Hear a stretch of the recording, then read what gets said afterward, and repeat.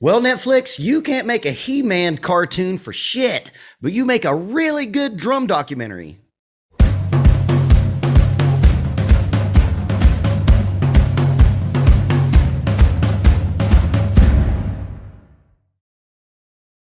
What's happening, everybody? I'm Steve, and welcome back to Junk Drummer TV, where today we'll be reviewing the Netflix documentary Count Me In. But before I get into that, I would like to again thank everyone for the well wishes. If you watch my Charlie Watts video, you'll know that I had a pretty serious health scare and a pretty major surgery. And I've been down and out for the last approximately 3 weeks when I did that Charlie Watts video. And please go check that out. I'm very proud of that one. My channel is in the shit. I'm just going to say it. I haven't had a hit in forever. I don't know what's happening. The algorithm is kicking my ass, but I will not be deterred. I will still be pushing out content. But the Charlie Watts video, when I did it, I was in horrendous pain. And I got through it because I needed to get that out as quickly as I could after his death. So if you haven't seen that, go please check that out. So again, I would like to thank everyone who gave me well wishes. It made me feel really good, and I appreciate everyone and your kind messages. But enough of that. This documentary, Count Me In, is fantastic. Now, there's going to be spoilers, I guess, but can you have spoilers in a documentary? But yeah, I'm going to spoil the shit out of this. Now, apparently, according to Netflix, all drumming comes from England. More on that later. This documentary is just one of the best things that I've ever seen about the art of drumming. It has an amazing cast. Nico McBrain is in it. Abe Laboriel Jr. is in it, but he's not in it enough. The queen of drumming, Cindy Blackman, is in it. Stuart Copeland. Oh my God. I could listen to Stuart Copeland talk forever and a day. If there's anyone near him, please convince Stuart Copeland to start a podcast, because he's just an engaging speaker. So this documentary, it starts out with a lot of drummers talking about how they came to drums. And a big part of this documentary was people talking about the drummers that inspired them. Now, just to get something right off the bat, and this is a criticism of this, and we'll talk more about it when we get into it. They really hit the big names, right? Ringo Starr, Keith Moon, John Bonham. There are two names that are glaringly omitted from this documentary. That is Bill Ward from Black Sabbath, which would actually work out with their whole, basically all American drummers were influenced by English drummers, which is I think the makers of this have to be English. It is so Anglo-centric. But we can be honest. Ringo Starr inspired a whole generation. Keith Moon inspired a whole generation. John Bonham inspired a whole generation. But then, I've always said, the next two drummers after those guys was Neil Peart, and then the generation or two generations after that, which would be Dave Grohl. Now, they did hit on Dave Grohl. Dave Grohl is, if you've watched my channel before, Dave Grohl is one of the biggest reasons I am a drummer. And more about, he made me want to be in a band. But more on that later. This documentary is so fantastic, despite the glaring omissions. You can't have a drum documentary without talking about Neil Peart. There's few drummers that are more influential. There are people out there who've never picked up drumsticks who wish they would, just because of Neil, right? And that remains true with all the other people they were talking about. So it starts out with, a lot of these drummers. Man, I love Nico McBrain. I can listen to him talk forever. And they talk about their first encounters with drums. Taylor Hawkins tells a great story about a neighborhood friend who set him down and kind of gave him his first non-formal drum lesson, and it hit me really hard. There's a lot of stuff in this documentary that kind of hit me hard because it made me reflect on my own journey as a musician. Man, that sounds really pretentious, but it's the only way I can put it. But Taylor Hawkins was telling about a story about how, some guy in his neighborhood set him down, gave him his lesson. And this adult told this kid, man, you're a fucking drummer. And man, that is such a heavy thing when someone that is older than you that you respect tells you that you're good at something. That's something that will follow you every day for your whole life. And it obviously has, because Taylor Hawkins tells the guy's name. I have a very similar story as well. Nico's dad has to be a drummer, because the way that Nico talks about him coming to drums, and they talk about Gene Krupa, and they talk about Buddy Rich, and they talk about Joe Morello as well. And Nico, you would never think that, like Nico McBrain, the drummer from the first wave of heavy metal drumming, of heavy metal music. His initial influence was Joe Morello, the drummer for Dave Brubeck. And he talks about how his dad, I guess, gave him some of his first lessons. I don't know if Nico's dad was a drummer. Was Nico's dad's a drummer? Someone in the comment section, please tell me. Quick side note, the new Iron Maiden record, Senjutsu. I've listened to it a bunch. And I listened to it a bunch because all of the establishment heavy metal blogs put it over to the moon, was giving it 9 out of 10 stars. I don't know about it. I've listened to it about 3 or 4 times, and it's first, real quick, and this is a side note, but I think it's relevant since we're talking about Nico. And everyone in the comment section, yes, I will get to a react video about Nico McBrain. I got to fix the computer that I use for those videos. But the Senjutsu record, the drumming is fantastic. The drumming on that record is amazing. Nico McBrain at 69 years old is still playing at such a high level. The drumming is great. I don't know if the record's that great, but I tell you what it did do. It made me go listen to my favorite record by Iron Maiden. It inspired me to go listen to Iron Maiden that I really, really love, because I don't really love Senjutsu. But I went back and listened to Somewhere in Time, which is my favorite record. Loneliness of a Long Distance Runner is one of my all-time favorite metal songs. So yeah, back to the documentary, right? There was a moment in the documentary, and I'm getting so fucking old. I'm getting so soft in my old age. They show a montage of kids getting their first drum set for Christmas or their birthday, and it fucking made me choke up. I'm getting like my dad. The older I get, the softer I get. Because that really hit me, because I remember, and I was not a little kid when I got my first drum set. I got my first drum set when I was either 15 or 16. I can't remember when. And it hit me. And these kids were just so fucking appreciative to have a drum set. And you just root that maybe those kids will grow up and be a substantial artist. Because if they love something that young, there's a good chance that they may stick with it. That part of the video or the documentary just was wonderful. It's just so wonderful. But back to, I guess, all rock and roll drums, according to this documentary, comes from England.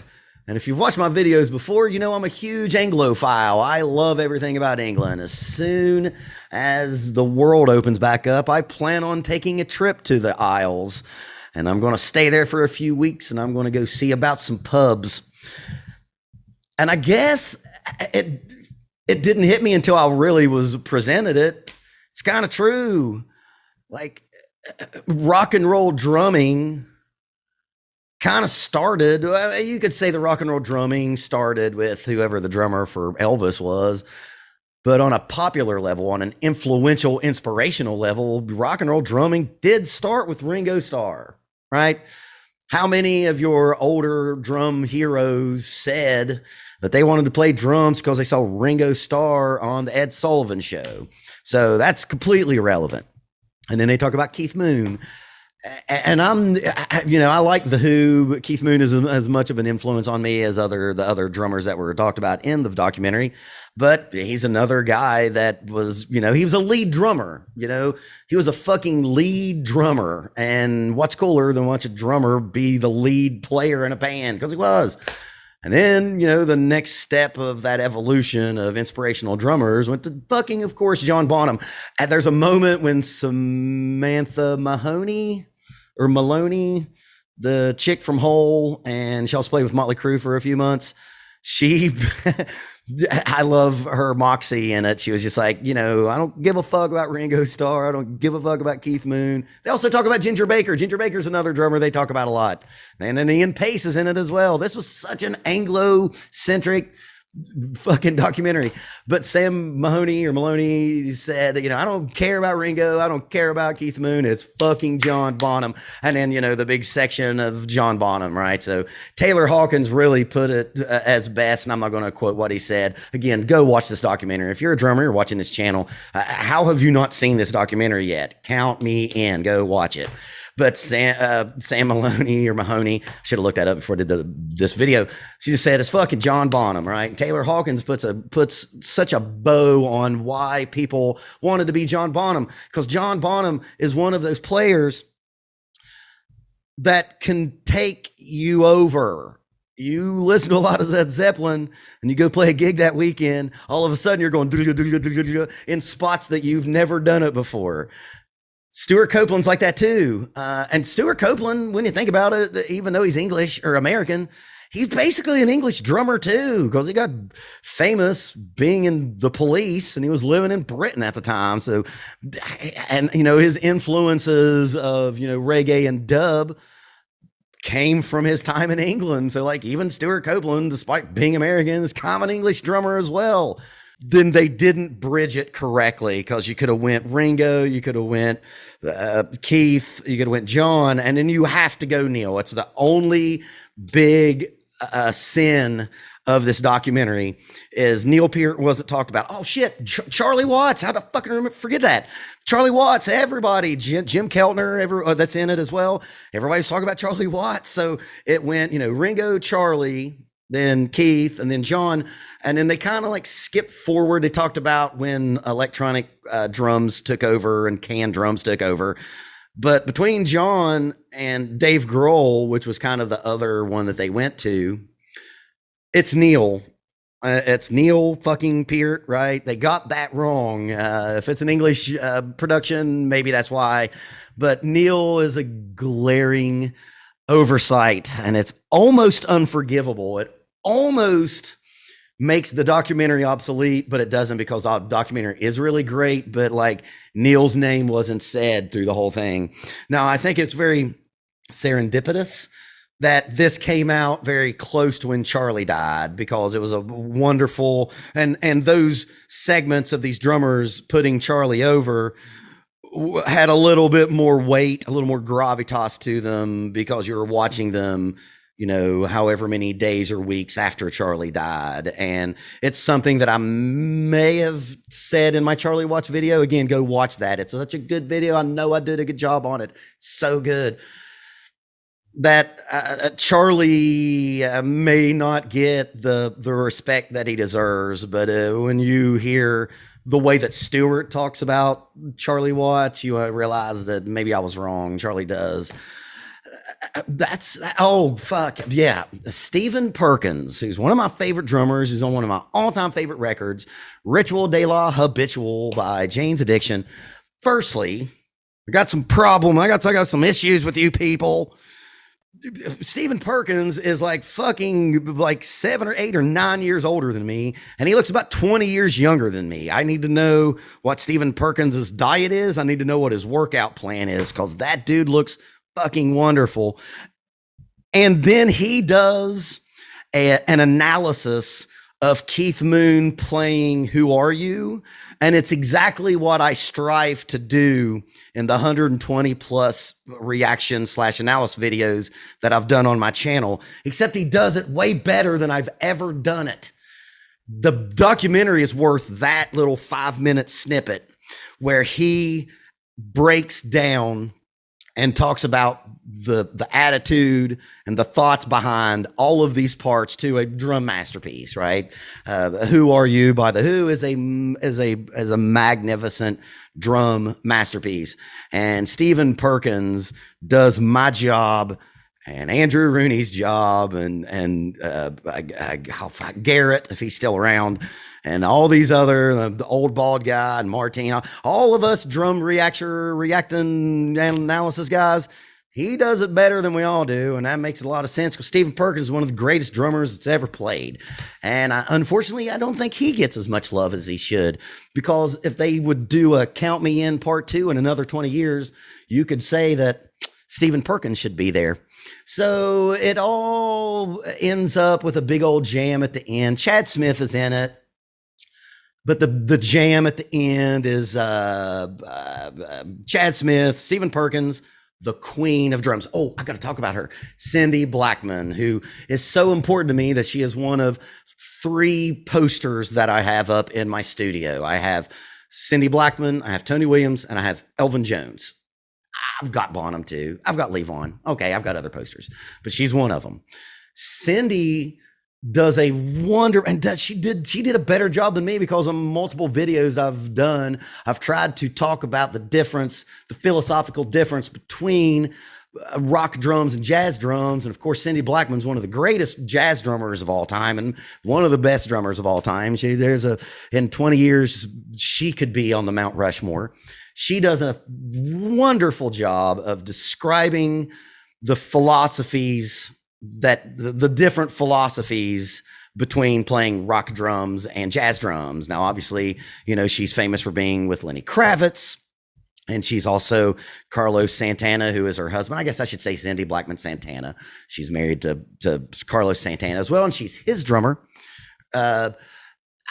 Side note, good story. I fucking just thought about this. I one time had tickets to see Cindy Blackman and her quartet, and my girlfriend at the time was, how can I put it, high maintenance. And she got ready to go to this show. And it was one of those, like fancy jazz shows. You're going to like dress up. And if you don't dress up, you look like a scumbag. And so she was really into it.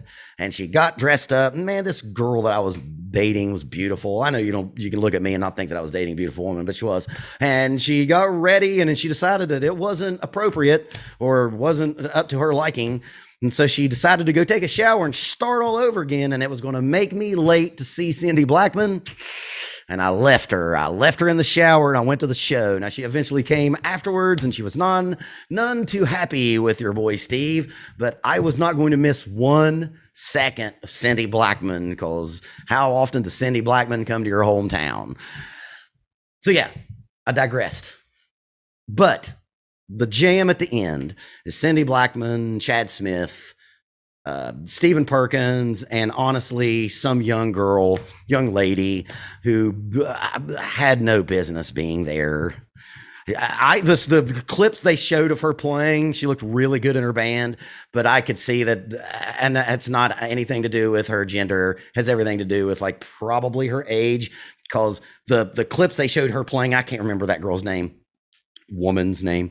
But she was probably intimidated, and I'm not saying that I wouldn't be intimidated as well, although I could probably go toe to toe with Chad Smith. The other two, I have no business being in the behind a drum set in the same room.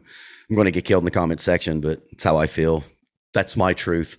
So my review is, other than missing talking about Neil Peart and Bill Ward, this is nearly a perfect drum documentary. And go watch it. Go watch it. Stop this video right now. You have Netflix. Go watch it. And I've seen it 3 times so far. That's how much I enjoyed it. I can't recommend it enough. So if y'all enjoyed my little review here and you would like to help me out, because again, my channel is in the shitter, please give me a like, comment, and share. If you like to support what I'm doing, I have a Patreon, I have a PayPal for donations. But if you just want to help me out, just give me a subscribe, give me a notification bell. If you have some friends that you think that might dig what I'm doing, let them know about it. And go watch Count Me In. Thank you all very much, and I'll see you next time.